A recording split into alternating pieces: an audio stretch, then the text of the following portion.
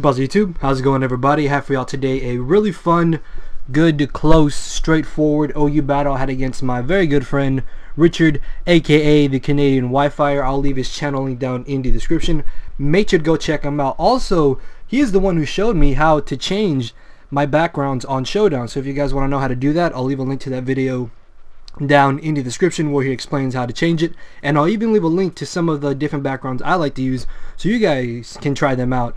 And yeah, I know you see the awesome new layout. I want to give a huge thanks to Main Chains for making me this awesome layout that I will probably be using for my future videos. Now, if you're thinking about leaving a comment complaining about the size of the Pokemon in the boxes, and I find out you're subscribed to Tony and don't complain to him about the size of his Pokemon in his boxes, then you need to shut up and leave a different comment. Also, the Pokemon shouldn't be like blurry or anything, because I left them roughly the same size as they were when I found the original picture, so they should all be perfectly fine. Although I will mess around with some of the settings to maybe try to make the pictures better, or if somehow they come out blurry for this video, I will find a way to fix that as well. But just, yeah, I really like this layout. I will definitely be using it for my future Showdown battles as well as my Wi-Fi battles. And speaking of Wi-Fi battles, every Saturday or Sunday I will try to take Wi-Fi battles, but only on Skype, not through YouTube, not through Facebook. If you don't have a Skype, then make one. It's not that hard.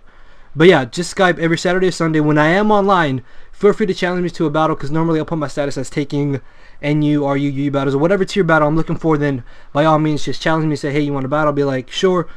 And I believe that's all I really have to say. Team preview, I'm using a hyper offensive OU team that I based around Kieran Black in Dragonite. Unfortunately though, Richard of course has Bronzong, the one Pokemon that stops both Kieran and Dragonite, and above that he has Politoed, which makes it all the better. Threads though, if Politoed is Scarf, that could definitely be a major problem, especially if I lose Kieran Black or Dragonite. Then Keldeo, I gotta find out what kind of set that is to determine how I'm gonna be able to deal with it. And if Thunderous is a dual setup set with Agility and Nasty Plot, I'm gonna get smashed. So yeah, he's got a lot of threats on his team.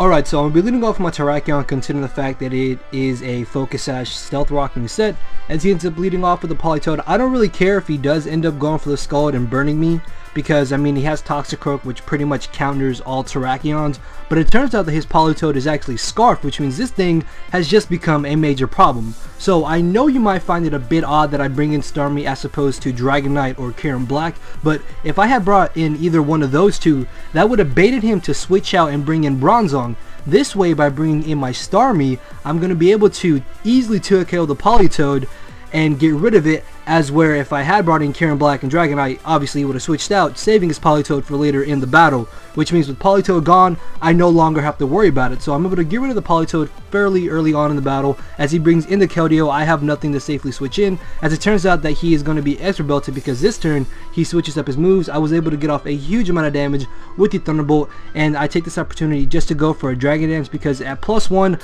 I know that nothing on his team will safely switch into my Dragonite, not even Bronzong if he did want to switch out. So he ends up leaving in his Keldeo for fodder as he brings in the Bronzong. I end up going for the Fire Punch. In hindsight, what I should have done was gone for a second Dragon Dance, but I was really fearing the fact that he could have gone for the Hidden Power Ice. So because he didn't go for the Hidden Power Ice, I'm thinking, alright, I can safely go for another Dragon Dance, and no, he knocks me out, which means this Bronzong is still at a very good amount of HP. So what I'm going to do is bring in my Kieran Black. This way, I force him to leave in Bronzong, allowing me to further wear it down. So I go for the Hidden Power Fire, which in the range still does a respectable amount of damage.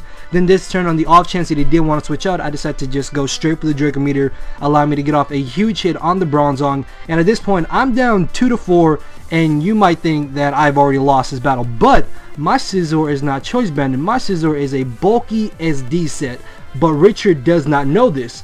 So at this point, my only chance to win this battle is to get up at least 2 Swords Dances. By me bringing in Scizor, he's going to be forced to switch out, just because the only thing that he has for my Mamoswine is his Bronzong. So predicting him to switch, I'm actually going to go for the Swords Dance, as he ends up switching into the Toxicroak. This means I will be able to get up my second Swords Dance, putting me at +4. Unfortunately though, even at +4, I'm unable to knock out Toxicroak just because I don't have full attack investment. So thinking that Thunderous could still be able to possibly live a +4 Bullet Punch from Scizor, I decided to just stay in, keep boosting up until the point where I could get up enough HP on the off chance that for some reason Thundurus did live a +6 Bullet Punch, I would be able to live a Thunder or Thunderbolt and still knock it out the following turn. So that's basically what I'm trying to do, and at this point I'm at +6.